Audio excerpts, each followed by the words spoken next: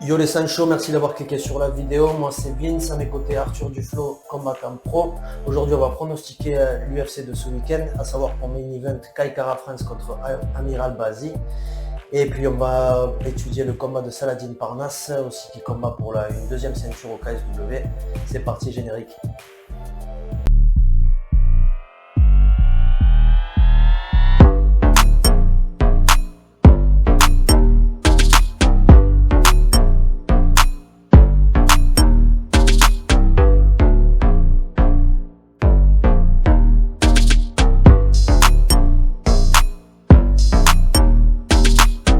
On commence par s'abonner, les gars.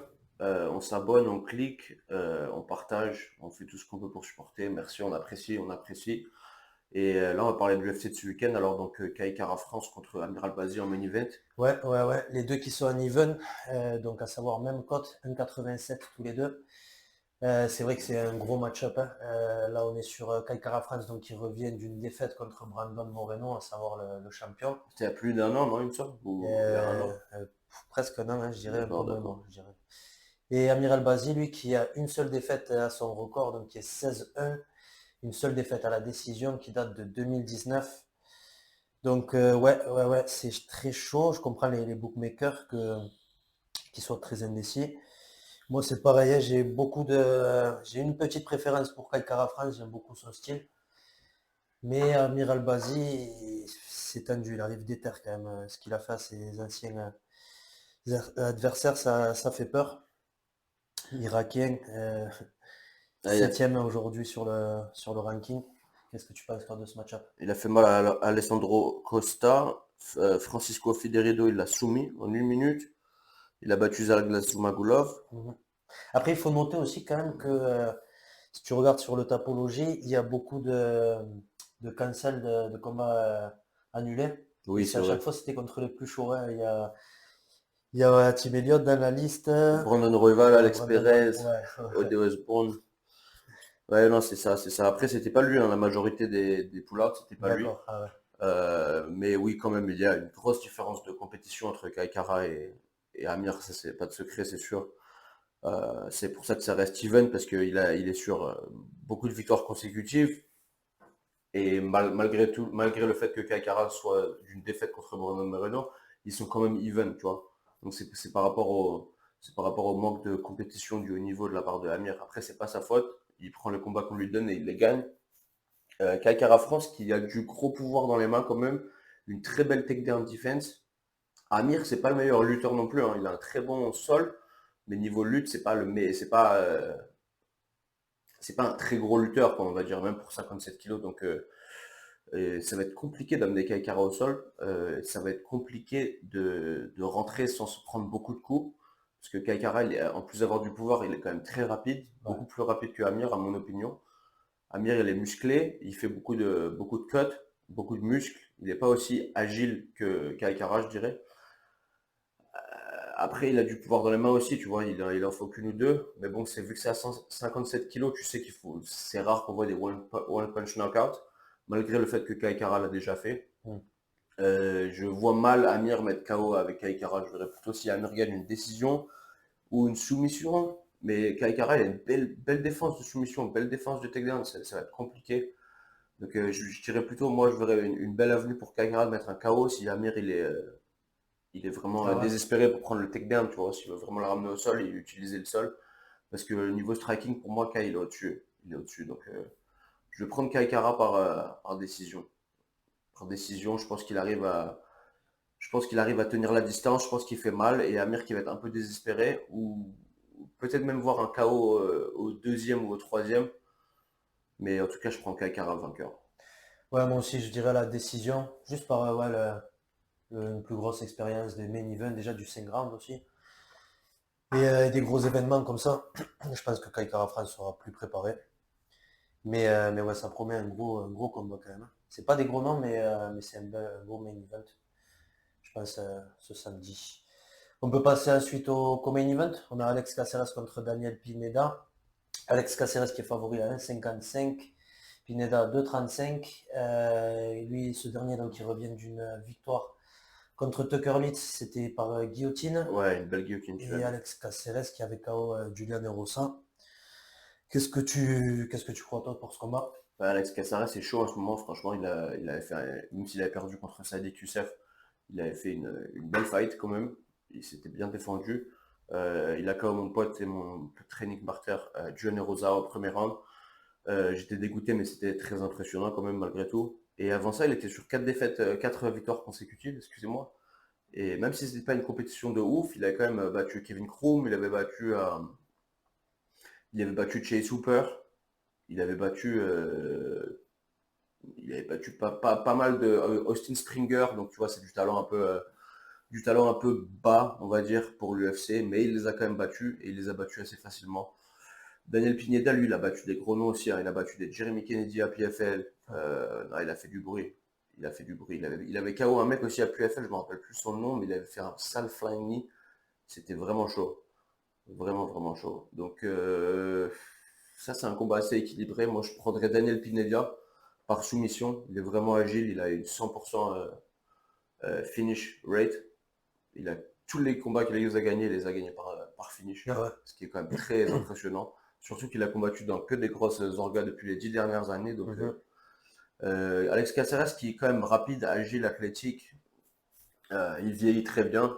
Il a 34 ans, on dirait qu'il Ouais, s'ajeunit. ouais. Euh, ouais, je vais prendre Daniel Pineda quand même, malgré tout, par soumission, je le prends. Ah ouais? Ouais. Moi, je prends Alex Caceres. Je pense qu'il est dans son prime. Il peut KO Daniel Pineda. Je pense à notre KO pour Alex Caceres. On peut enchaîner ensuite avec Jim Miller contre Jared Gordon. Jim Miller à 2,50 et Jared Gordon à 1,49. Jared qui revient de no contest contre Bobby Green. Ça, on se rappelle, c'était un coup de tête qui avait donné fin au combat et ouais, et fini en no contest donc. Ce Et qui était Jim normal, Miller, hein. hein, Ce qui ouais, était ouais, normal. carrément, ouais. Et Jim Miller qui avait perdu contre Alexander Hernandez. Moi, j'ai une préférence ouais, pour Jared Gordon là aussi. Comme les bookmakers, je dirais qu'il peut gagner, il peut le KO, hein. Ouais, je pense là, il a envie, là, Jared Gordon. Il revient de deux combats deux décisions assez compliquées. Enfin, une fausse victoire, une fausse défaite contre Paddy Pimblett, pardon. Et ce no contest, ouais, je pense que là, même s'il n'a pas une grosse puissance de frappe, c'est pas un gros knockout artiste, mais je pense qu'il peut le faire là, cette fois-ci contre Jim Miller. Il peut, oui, il peut, c'est son temps. Je l'ai vu ce matin d'ailleurs, Jared Gordon. J'étais à Extreme Couture et il est passé à côté de moi. Je crois qu'il allait s'entraîner à faire des PAO ou quoi dans la cage. Et il est quand même assez massif. C'est pas le plus grand, 70 kilos, parce qu'il combattait à 66 avant et il a manqué la pesée plusieurs fois. Ils l'ont forcé à monter. Mais il est quand même corpulent. Jim Miller non plus, pas le plus gros 70, mais également corpulent, trapu, petit, pas très souple, mais on sait ce qu'il fait quoi, Jim Miller. Déjà de un, Mhm. il abandonnera jamais. Il a une bonne défense, une belle attaque, il est bon en lutte, il est bon en soumission, il est bon partout, tu vois, c'est un dog, c'est vraiment un all dog, tu vois, le mec, il est assaisonné, quoi, c'est vraiment un très grand vétéran du sport, il a plus de 41 fights à l'UFC, il veut Ouais, en arriver à 50. Euh, il revenait d'une défaite contre Alexander Hernandez, mais avant ça, il a battu Cowboy quand même. ouais. On se rappelle par guillotine, il a fait taper Cowboy, c'est pas rien, même si c'était un Cowboy en fin de carrière. Mais bon, ouais, là, c'est plutôt le temps pour Jared Gordon, quoi. Après, Jared Gordon, il impressionne jamais non plus, hein. C'est pas des combats Mhm. extraordinaires que tu vois. C'est souvent des décisions, des trucs, il est un peu patient, tu vois. Ouais, c'est sûr. Euh, Jim Miller, il va aller de l'avant. Après, il peut, hein. Il peut KO. On se rappelle, il est KO Nicolas Mota, il avait KO, tu vois, il est KO des mecs qui font plus peur sur le papier que Jared Gordon. Mais ouais, l'âge et l'usure m'inquiètent un peu. Mais je vais prendre Jared Gordon par décision dans un combat qui va être serré et assez ennuyeux à voir, je dirais. Ah ouais, Ouais, tu je vois suis ce vraiment pas scénario-là. fan de Mhm. voir Jared Gordon combattre, franchement. Je l'aime bien en tant que personne et tout, mais à voir combattre, c'est pas ça pour moi. J'ai pas le clic, tu vois. Mhm. Donc on peut descendre sur le combat ensuite. Tim Elliott contre Victor Altamirano, pardon. Tim Elliott favori, 1,57, qui revient d'une victoire contre Tagir Ulanbekov. Très belle victoire. Ouais. Et Altamirano à 2,30, qui avait gagné contre Vinicius Salvador aussi. Donc c'est quoi ton pronostic toi pour ce combat? Tim Elliott, c'est un peu comme Jim Miller, c'est vraiment un chien de la casse. Il est habitué au gros combat, il sait tout faire, il va tricher, il va attraper les gants, il va te mettre des coups dans les bonbons, il va te faire tout ce qu'il veut pour tout ce qu'il peut pour gagner. Là, il revient d'une situation qui est horrible en fait, et sa femme, elle l'a trompé avec un de ses meilleurs potes, enfin qui pensait que c'était un de ses meilleurs potes, en tout cas. Euh, c'est vraiment compliqué, c'est vraiment une histoire de ouf, mais bon, il a changé de camp, il est parti s'entraîner avec Lucas, le père de Lucas Brennan, qui est un prodige du Bellator. Et il est bien encadré, il est vraiment bien encadré, il s'occupe de tout son camp d'entraînement. Moi j'ai parlé avec lui, il m'a dit il s'occupait de tous ses repas, il a rien à faire, quoi. Ah La ouais. seule chose qu'il a à faire, c'est aller de l'avant, s'entraîner, et ils font tout pour lui. Il était à 152 livres encore il y a 2 jours. Mm. Le mec, il coupe 27 pounds, 27 livres pour faire 125. Il est immense. Après, il a des petites jambes, tu vois. Il a des jambes minuscules, mais le haut du corps, il est vraiment très baraqué. Et Victor Milano, quand même, c'est un petit jeune, il arrive, il est de l'avant. Tim, il a 36 ans, tu vois, c'est pas non plus un combat facile. 12-2 contre 19-12. Euh, c'est un combat compliqué, mais bon, quand tu regardes ce qu'il a fait à Ulan Bekov, ça m'étonnerait pas qu'il peut le faire à Ouais. Victor, tu vois, ça m'étonnerait pas du tout. Après, c'est un combat qui est compliqué. Tim, il fait beaucoup d'erreurs. Il se met beaucoup en galère lui-même. Tu vois, il a vraiment une manière de combattre qui est unique. Si je coachais un gars, je lui dirais absolument pas de combattre comme ça, tu vois, mais c'est tellement marrant à voir et je kiffe. Tu vois, je me suis entraîné pendant des années avec lui, donc j'adore le gars. Laisse-moi voir le tapologie de Victor, Victor vite fait. D'accord, il a battu Daniel Lacerda, Vinicius Salvador. Avant ça, il est perdu contre Carlos Hernandez. Oui, d'accord, il avait battu Carlos Candelario au Contender Series, mais en fait, c'était une robberie. Tu te rappelles, ils avaient signé les deux. Ah oui, ouais, ouais, ouais. Bon, si je vois le Victor qui a combattu au Contenders contre Tim, pour moi, Tim, il le mange. Mais le truc, c'est qu'il est jeune, tu vois. Il a. Ah non, en fait, pas si jeune que ça, 32 ans, putain. C'est quand même plus jeune que lui. Il est dans sa prime. Il continue à l'avant. Il est sur 2 victoires. Il a du momentum. C'est compliqué, tu vois. 57 kilos, c'est toujours des combats très équilibrés. Mais je suis obligé d'aller avec Tim, le vieux chien de la casse. Qu'il ait 36 ans, il est toujours aussi rapide, toujours aussi fort, toujours aussi fou. Et je pense que la situation dans laquelle il s'est retrouvé, ça va mettre plus de feu sur. Ah ouais. Ça va enflammer sa flamme encore plus. Il s'est fait carotte de l'argent à cause de sa femme, tu vois. Il a perdu la moitié de ce qu'il avait. On sait que c'est un mec qui est super dévoué pour sa fille. Il fait tout pour sa fille. Euh, je lui souhaite vraiment de gagner et de gagner avec un bonus, tu vois. Et je vais prendre ça, je suis obligé, les gars. Je vais prendre Tim Elliott par soumission au deuxième round. Mais soumission due à l'exhaustion, due à le faire abandonner, faire Ouais. abandonner Victor. Ouais, Moi je dis Tim Elliott, mais à la décision. Ouais, fort ouais, je probable prends une aussi. décision, ouais. Plus d'expérience et ouais. J'espère qu'il ouais, il sera pas. De toute façon, ouais, il sera pas là pour enfiler des perles. Il va Non, c'est avoir ça, la ouais. hargne. Après, l'ensemble de la carte, on va pas se mentir, il est pas ouf, hein. Un combat à noter quand même, c'est qu'il y a Abubakar Nurmagomedov Ouais. qui combat Eliseu Zaleski dos Santos, donc le mec qui avait fait mal à Benoît Saint-Denis, Oui, avec la décision ouais. qui était un peu contestée, enfin contestée parce ils disaient que ça allait trop longtemps et qu'ils auraient dû arrêter le combat. Mais bon, Benoît, il a tenu, hein. Combat qui s'est fini en no contest d'ailleurs, après parce il était sous stéroïde, Ah non? oui, c'est vrai, ouais. Donc Ouais. du coup, ils ont enlevé la défaite Je crois qu'ils l'ont. Ouais, ouais, je à crois que c'est. Benoît, ouais. D'accord, d'accord. Ah ouais. Mais d'ailleurs, l'UFC l'a repris rapidement. Ah ben je crois qu'il a dû avoir un an il a dû Ça avoir fait un an un de an, ouais, déjà, suspension, ouais, quelque ouais, c'est chose vrai. comme ça, ouais. Ouais, ouais, plus d'un an. En tout cas, Aboubacar Nurmagomedov, qui était un peu le chien noir de la famille, c'était un peu le mec Le plus nul, le entre plus guillemets. nul, entre guillemets, on va dire, ouais. Qui revient d'une belle victoire hein, contre Omar Ghazi, le mec du Factory, là, Mhm. à UFC Oui, Paris d'ailleurs, c'était la oui, dernière c'est fois qu'il vrai. a Ouais, combattu, ouais. en septembre. Donc un combat bien équilibré. Après, moi, je pense qu'Aboubacar, il peut mélanger un peu la lutte, il peut contrôler un peu. Elise Dos Santos, il a popé pour le stéroïde, on ne sait pas comment est-ce qu'il va revenir, tu vois, sans tricher comment Mhm. est-ce qu'il va être. Hein, puisque c'est quand même, il y a toujours un astérix, tu vois, quand tu vois un mec sous stéroïde, tu demandes comment il ferait sans, on verra samedi. À part ça, il y a Dante Meos, et je me demande ce Ah qu'il fait ouais. encore à l'UFC contre André Arlovski, Arlovski. ouais. Puis après ça, c'est pas ouf, hein. Damon Blackshear contre Luan Lacerda. Mhm. Ouais, je pense qu'on a fini, hein, on va pas s'attarder sur cette carte.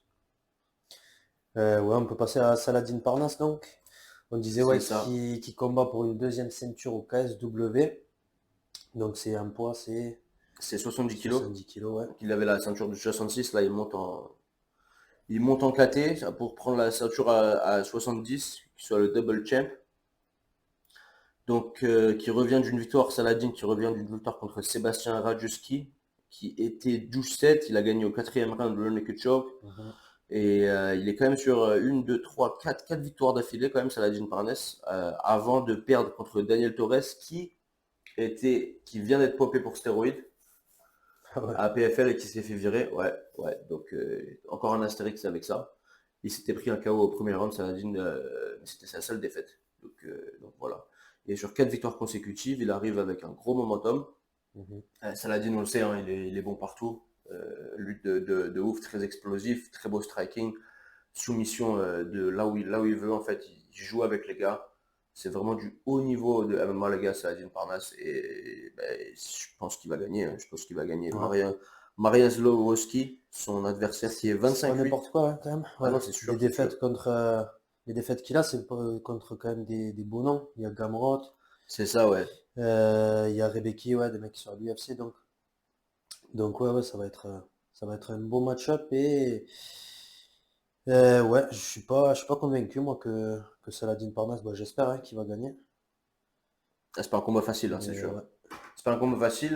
Monter à 70 kg, quand même, le poids est différent. Ils sont un peu plus durs à manœuvrer, un peu plus fort physiquement à bouger. Je pense que je vois la décision pour Saladin. Il va être in and out, son footwork, il est trop clean. Je pense pas qu'il va prendre beaucoup de dégâts. Il est très intelligent dans la cage. Et je le vois prendre ses repères. Je le vois prendre une décision. Et je vois le prochain à 70 kg s'il reste au KSW. Je sais pas c'est quoi l'ampleur de son contrat, mais je vois le prochain à 70 kilos un sale finish. Mm. Mais là, je pense que celui-là, il va un Un peu, combat, la décision. tu vois, il va prendre la température, tu vois. Et je vois une belle décision. Et par contre, faut pas dormir, hein, parce que ouais, Ouais, comme c'est j'ai dit, ça. 70 kilos, ça frappe beaucoup plus fort que la 66. Hein, c'est différent. C'est moins rapide, mais ça frappe plus fort, tu vois. Et c'est quand même très rapide comparé à des 77. Donc, enfin, c'est quand même rapide aussi, Mhm. mais c'est compliqué. Hein. C'est pas des. Là, enfin, de toute façon, tu vois, il lui donne des grosses primes. Donc il va pas gagner, ils vont pas lui donner des peintres et des. Ouais, c'est sûr, c'est Tu sûr. vois, s'il lui paye, je sais pas, j'ai entendu des salaires comme 50 000, des trucs comme ça. S'il lui paye cet argent, c'est pas pour combattre les plus nuls. Hein. Mm. Donc forcément, c'est avec que des combats compliqués. En tout cas, à 25 ans, 17-1, c'est ça, ou 18-1. Magnifique, quoi. Enfin, magnifique. Il n'y a pas beaucoup de gens à cet âge-là qui ont ce record. C'est vraiment, vraiment impressionnant. Et ouais, on lui souhaite la victoire. Hein, mais de toute façon, il a pas besoin de nos souhaits. Il va la prendre quoi qu'il arrive, à mon opinion. Très bien. Ben, je crois que c'est tout pour cet épisode, hein. Merci de nous avoir regardés. Les gars, n'oubliez pas, on s'abonne, on like la vidéo, on fait grossir la chaîne s'il vous plaît. Et à la prochaine, portez-vous bien. Et ouais, juste un petit truc, désolé. Cet épisode, il était un peu petit parce que bon, la plupart de ce week-end, la carte, elle est pas ouf. Mais là, il y a des grosses cartes qui arrivent. On va reprendre avec des grosses prédictions, avec des gros épisodes et un peu plus de mouvement. Donc, ouais, les gars, abonnez-vous, likez, partagez, faites tout ça, ok?